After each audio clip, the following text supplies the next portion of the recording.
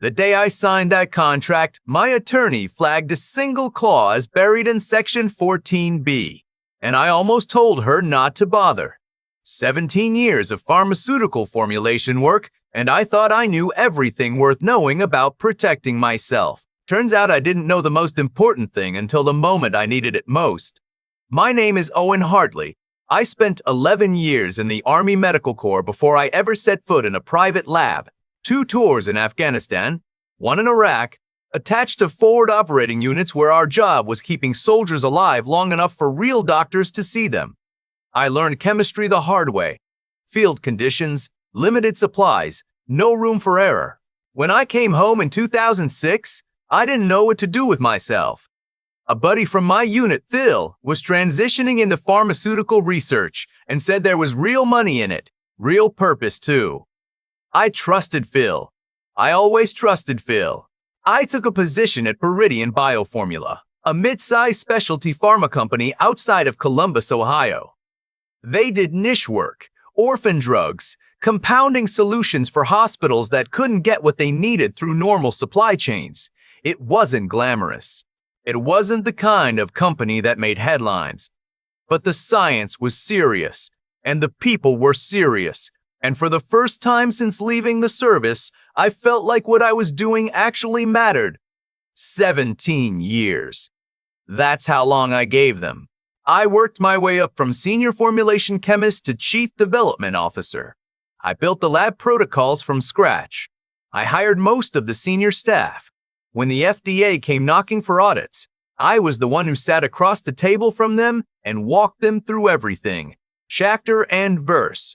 The company's flagship product, a controlled-release pain management compound called Revorex that we'd spent 6 years developing specifically for post-surgical veterans. That was mine. Not officially, not in the way most people would understand, but in the way that matters. I conceived it. I designed the delivery mechanism. I guided it through 3 rounds of clinical trials. It existed because I existed.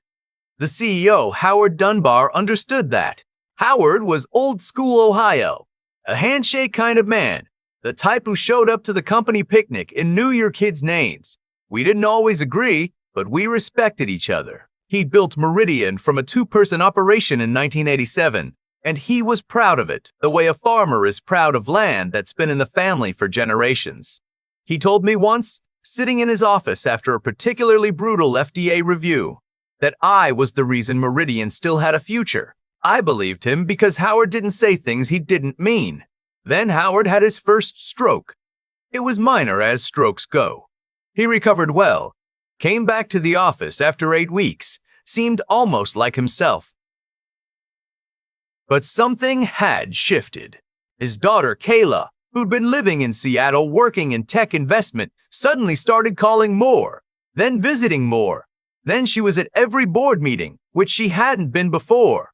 Howard mentioned it to me once, almost apologetically, I thought. Said Kayla had some fresh ideas about growth strategy, and he wanted her to have more exposure to operations. I should have paid closer attention to what that actually meant.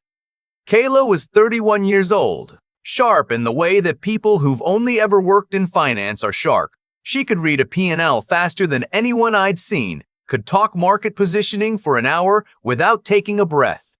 What she didn't know was science. What she didn't know was the FDA approval process, or hospital formulary systems, or why you couldn't just streamline clinical documentation the way you'd streamline a software sprint. I tried, gently, to fill in some of those gaps during the first few months she was around. She listened politely. She never asked follow-up questions. Her husband was worse. Donovan, I'll give him that, was a man who'd built his entire identity on the perception of competence. He'd done some work in medical device sales before marrying into the Dunbar family, and had decided that made him a healthcare industry insider. He started joining Kayla at board meetings. Then he started talking at them. Howard, who was slower now than he used to be, seemed to find it reassuring, having younger energy in the room. The board, 3 of whom were old golf friends of Howard's, and 2 of whom were just tired, went along with it. By the time Donovan was officially brought on as chief operating officer, 18 months after Howard's stroke, I had already learned to keep my head down. What I hadn't done was panic. Because I still had the thing that mattered most, the contract. When I'd renegotiated my employment agreement 4 years earlier, Howard had insisted on a retention clause. If I hit my development milestones, and we'd defined them specifically, FDA clearance on Revorex plus successful hospital network rollout in 3 or more states, I would receive a $140,000 performance bonus plus a deferred equity stake in Meridian, worth approximately $2.4 million at the company's current valuation. The payout date was tied to the rollout milestone, which we hit on a Tuesday in March. I remember that Tuesday in March. I remember standing in the lab and getting the call from our distribution partner in Michigan that the first hospital shipment had cleared. I remember thinking quietly that maybe everything was going to be fine after all. Donovan called me into his office that Thursday. I want to be precise about what happened in that room, because I've had a long time to think about it, and I know exactly how it went. Donovan sat behind a desk that used to be Howard's. He moved in after Howard reduced his hours, and he was wearing one of those watches that costs more than my first car. He had 2 sheets of paper in front of him, HR paperwork. He told me that Meridian was restructuring the development leadership function. He said my position was being realigned. He used the word realigned 3 times in 4 sentences, which I found almost impressive. Then he slid the papers across the desk and said that my last day would be that Friday. 2 days away. I looked at the papers. I looked at him. I said very calmly, the way they teach you to stay calm when everything is going sideways and you need to keep your head. I said, Donovan, are you aware of the milestone date on my performance agreement? He smiled. Actually smiled. He said the performance agreement was a matter Howard had handled before the new leadership structure was in place, and that the board had reviewed it and felt the spirit of the agreement had been addressed through my salary over the years. The spirit of the agreement. I picked up the papers. I told him I'd have my attorney look them over. He said that was fine, that it was just standard separation documentation, nothing unusual. He was still smiling when I left the room. I didn't sleep much that Thursday night. Not because I was scared exactly. More because I was running through every detail of Section 14B in my head, the way I used to run through field protocols before a mission. My attorney Connie had flagged it during renegotiations 4 years ago and made sure we got Howard to sign the amended version. The clause was specific. In the event of involuntary termination within 90 days of any defined milestone event, all intellectual property developed by the employee during their tenure that had not been subject to a formal IP transfer agreement would revert to the employee's ownership, along with full payment of the performance bonus as liquidated damages. I had not signed an IP transfer agreement for Revorex, because Donovan, for all his COO confidence, had never asked me to.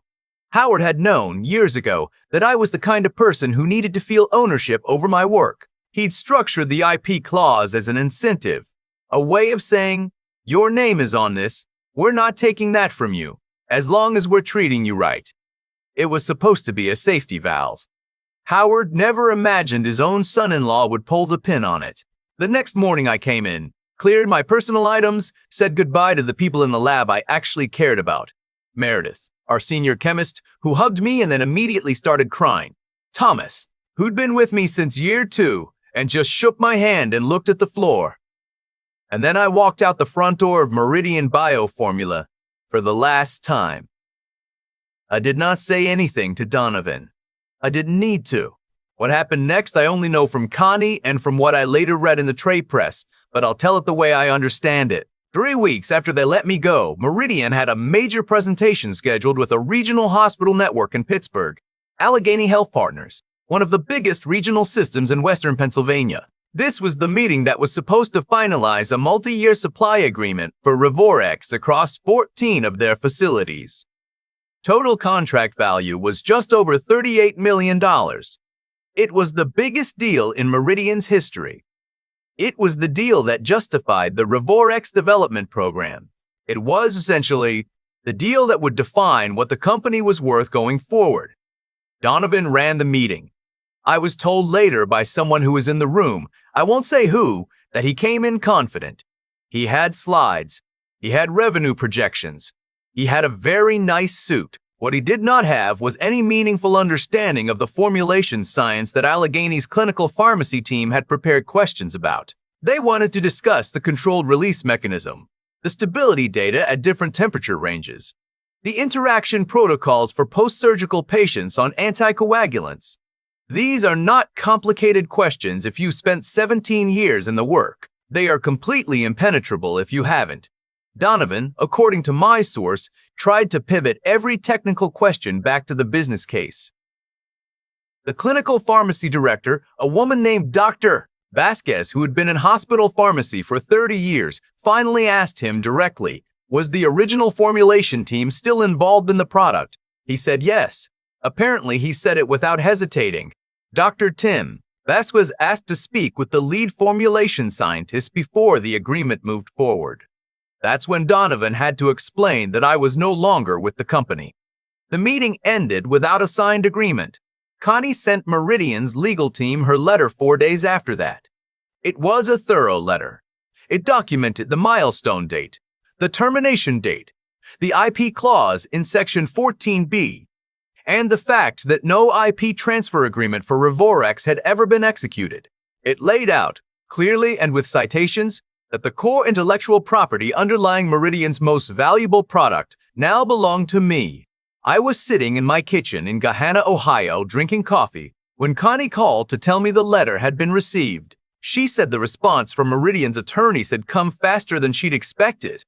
I asked her what they said. She paused for a second, the way Connie does when she's trying not to enjoy something too much. Then she said, "They'd like to schedule a call at your earliest convenience." My daughter Haley was home from college that week. She was at the kitchen table doing homework when I took that call.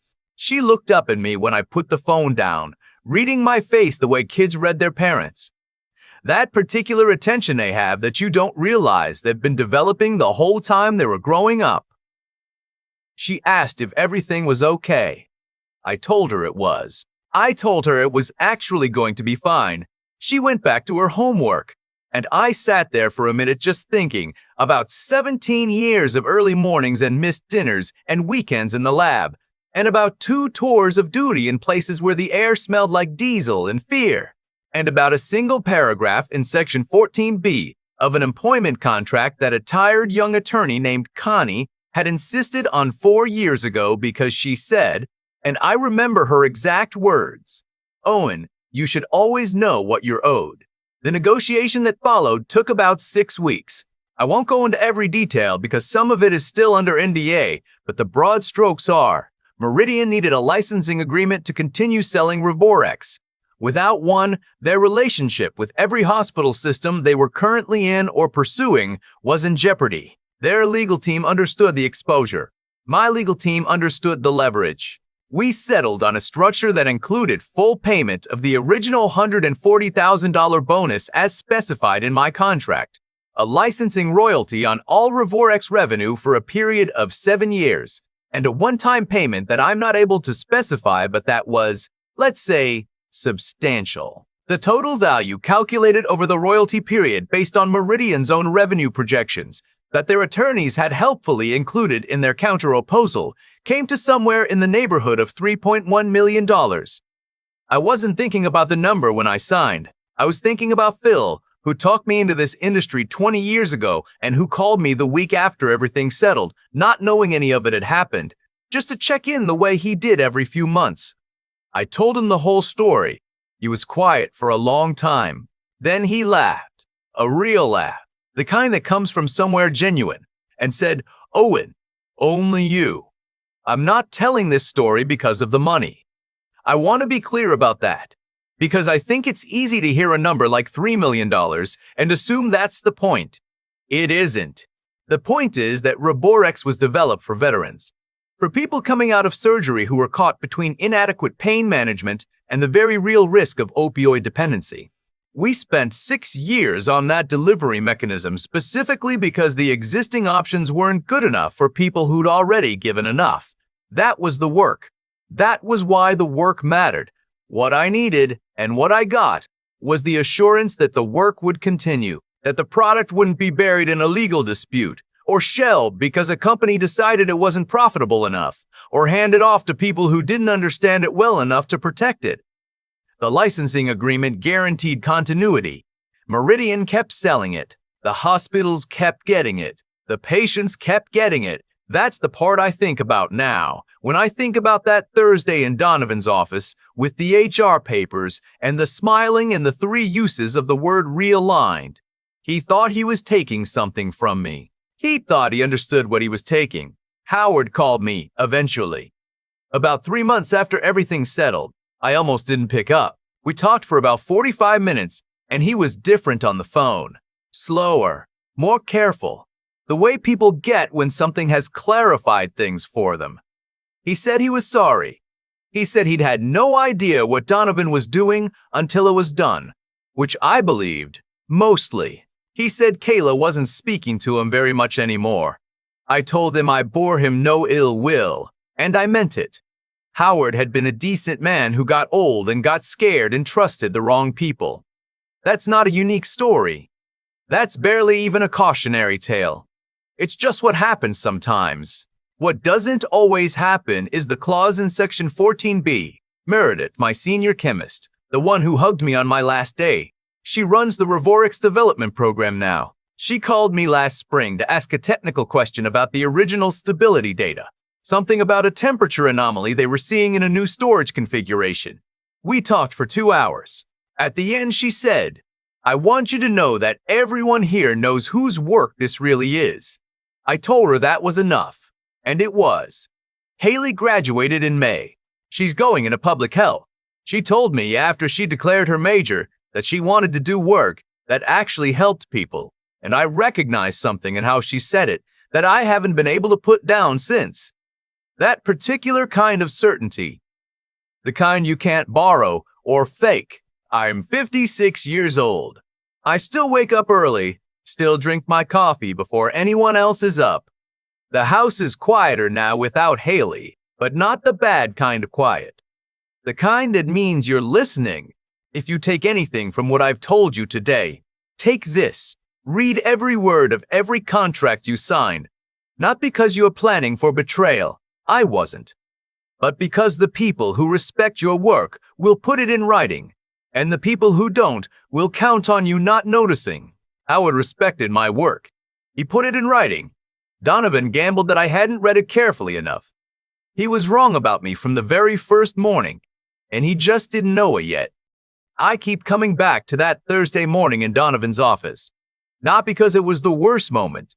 It wasn't. Not even close. Not after 2 tours in places where the worst meant something much more final. I come back to it because of how certain he looked. That particular kind of certainty that comes from never having been wrong in any way that cost him anything real. What he didn't understand, and what I've spent a lot of time thinking about since, is that the outcome of that morning wasn't decided in that room. It was decided years earlier, in the small choices, the kind nobody notices at the time. The choice to read a contract carefully instead of skimming it. The choice to let Connie add one more clause even when I was tired and ready to just sign. The choice to do the Revorix work the right way, documenting everything, keeping my name attached to the science the way honest people keep their name attached to things they're proud of. None of those felt like strategy. They felt like just being the kind of person I wanted to be. That's the thing about integrity. It doesn't announce itself. It doesn't show up when things are going well and take credit. It sits quietly in a filing cabinet in your attorney's office in Section 14B of a contract, waiting for the moment someone decides to test whether you actually meant it. Donovan thought he was making a business decision. What he was actually doing was finding out, the hard way, that 17 years of honest work has weight. That it doesn't disappear when someone decides it's no longer convenient. The formula for Revorix existed because I refused to cut corners on the science, not because it was faster or cheaper, but because the people who were going to use it had already given more than enough and deserved something that actually worked. That wasn't strategy either. It was just what the work required of me, and I gave it. I think about Haley sitting at the kitchen table that morning, doing her homework, not knowing any of what was moving beneath the surface of that phone call. She looked up and read my face and asked if everything was okay. She'll do that for the rest of her life. Read situations, read people, ask the right question at the right time. I don't know exactly how much of that came from watching me, but I know she didn't learn it from nothing. The grit it takes to keep going after 17 years. After missed weekends, after Howard's stroke changed everything, after Donovan moved into the office and started dismantling things he didn't understand. That kind of endurance isn't dramatic. It doesn't look like anything from the outside. It just looks like showing up on Tuesday when you'd rather not and doing the work carefully when no one is watching. Because eventually someone is always watching, even if it's only yourself. What I owed Revorex was my best thinking. What I owed myself was the self-respect to know what I'd built and not give it away to someone who'd never earned the right to hold it. What I owe Haley, and anyone else paying attention, is the honest account of how it actually went. Not a victory lap, not a revenge fantasy, just the plain truth that the people who cut corners on character eventually meet the corners they cut. Donovan was wrong about me from the first morning. He just hadn't found that out yet.